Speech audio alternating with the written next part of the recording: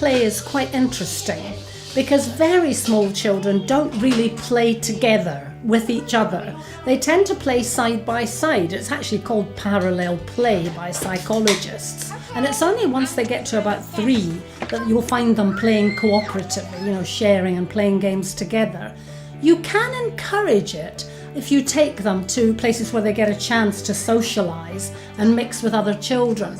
So, little mother and toddler groups, reading sessions at the library, little music groups, anything like that where they will mix with other children, really encourages them to start doing that.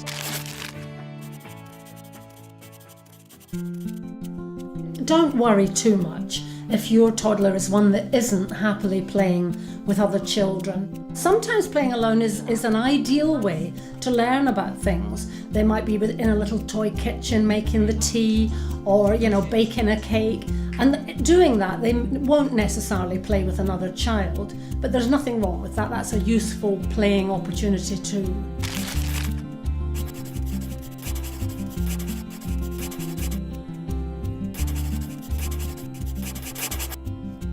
It's important not to expect too much from toddlers. They don't necessarily know how to behave well until you tell them. So it's important again for you to teach them. If you're going to somebody else's house, the rules might be different and they may have to do things in a different way.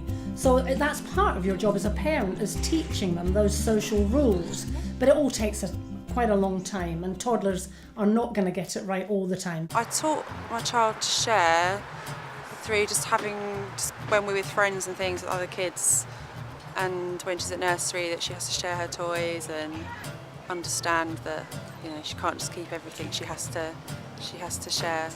We'll teach him, try not to say, you can take turn, just wait for your brother to finish, and then you can take it. Then when you finish, you give it to your brother. You two can take turn. It takes time, but I think now he's slowly getting the idea. All toddlers go through what's called a negative phase. Their favourite word is no. They will very often do things that drive parents mad. The trick with it is not to keep saying no to them. The more they hear you say no, the more they think, well, that's a good word to say. So if they're doing something you find unacceptable, if your toddler gets a pen, starts writing on the wall, instead of screaming, no, don't do that, get them a piece of paper and sit them down and say, this is what you do with a pen. And then the more they can get it right, the more you can praise that, and they actually want to keep on doing it.